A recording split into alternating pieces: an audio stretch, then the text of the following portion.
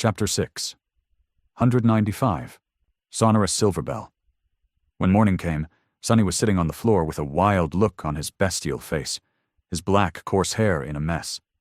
There was a glowing golden needle in one of his hands, and a small silver bell in the other. The other two held a flute that seemed to be either cut from jade or made out of polished emerald bone. That was probably the best memory he had received in the Red Colosseum.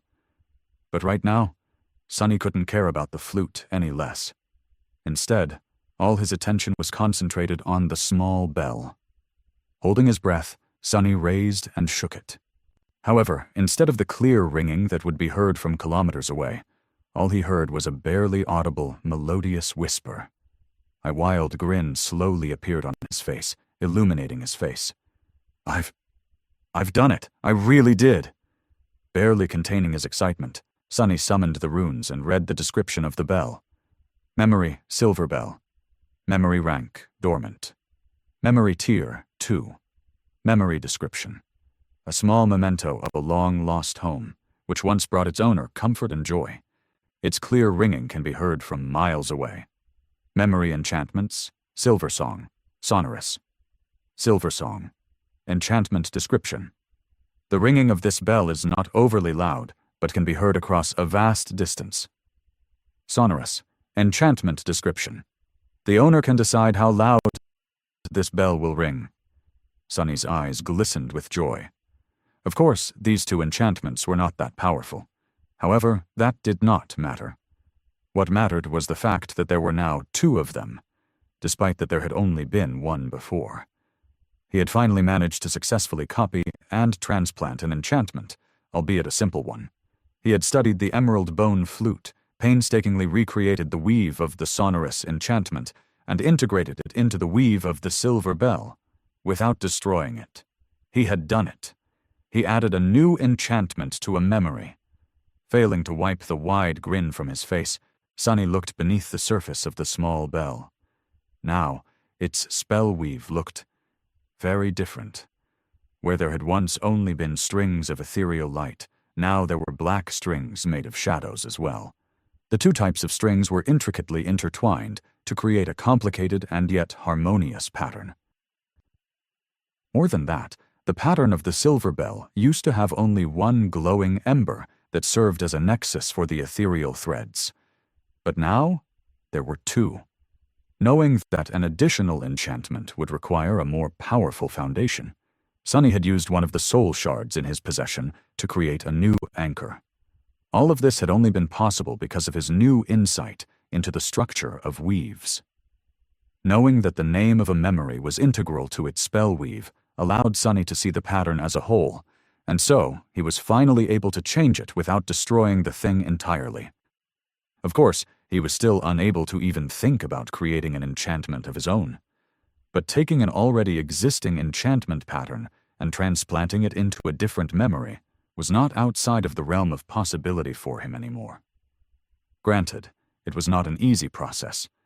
Just the simple, sonorous enchantment took a whole night and an ocean of shadow essence to create. And that was after he had spent months staring at the silver bell and studying its spell weave. But still, gods. The possibilities were almost infinite. The ability to modify and change his memories could open countless doors for him, in time, and that was only scratching the surface of his recent breakthrough. Just the fact that he had been able to raise the tier of the silver bell by adding an additional anchor was already promising enough. Yes, it would take a lot of time and effort to solidify this success and learn how to copy enchantments faster and more reliably. There would be plenty of failures along the way. But the more Sonny practiced, the more he would come to know about the logic and essence of weaving. One day in the future, he would gain enough knowledge and experience to take the next step and learn how to modify and change the enchantments themselves, altering their function. And one day after that, far in the future, he just might learn enough to try creating an enchantment and a memory of his own. On the day he succeeded in that daunting endeavor, on that day Sonny would earn the right to call himself a true sorcerer. On that day, he would become a weaver,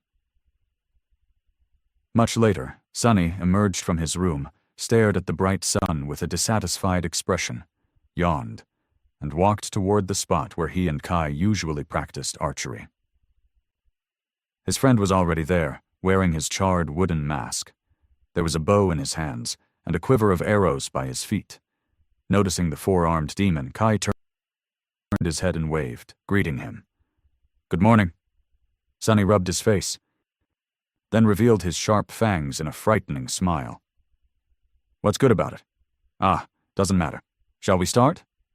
The young man looked at him for a bit, then shrugged. "Sure, but where have you been these last few days?" Sonny blinked a couple of times. "In my room? Wait, a few days past? Huh. I must have lost the track of time." Kai tilted his head, then suddenly glanced at Sonny's hands. "Oh, wait. Where is that emerald amulet Noctis gave you?" Sonny glanced down with a guilty look, lingered for a bit, and answered reluctantly. "Oh, that thing. I, sort of broke it." The young man's eyes widened. "You broke— Wait, then how am I hearing you?" At that moment, Sonny grinned and produced a simple-looking rock from the folds of his black kimono, then proudly presented it to Kai. The archer stared at it with confusion. "Is it the ordinary rock?" Continuing to grin, Sonny shook his head. Then the rock suddenly spoke in his voice. "It was. But now, it is the extraordinary rock. I improved it, I guess. Now it can do the same thing as the amulet, but as an active enchantment. So no more blurting random thoughts for me. What a relief. I can curse out anyone I want in peace again. Can have some mental privacy again. It can also be really, really loud. So its name changed as well." Kai stared at him in bewilderment for a bit, then shook his head. "Well, this is great, but sadly, we don't have time to discuss it in detail, or practice archery for that matter." Sonny raised an eyebrow. "Really? Why?" The young man sighed, then stood up and picked up his quiver. "It's Noctis. He wants to see us."